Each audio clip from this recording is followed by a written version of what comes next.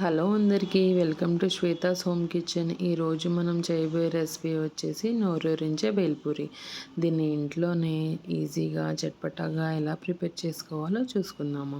ముందుగా ఒక బౌల్ తీసుకొని దాంట్లో 2 కప్స్ మురుమురాస్ని యాడ్ చేయండి.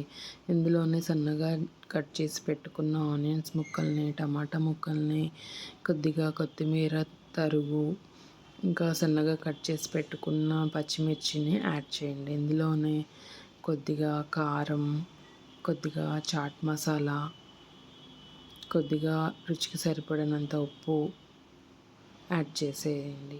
ఇందులోనే లాస్ట్లో హాఫ్ కప్ దాకా మిక్చర్ని యాడ్ చేసి అంతా బాగా కలిసేటట్టు కలుపుకోండి. చివరిగా ఒక నిమ్మకాయ రసాన్ని పిండండి. పుల్ల పుల్లగా టేస్టీగా ఉంటుంది.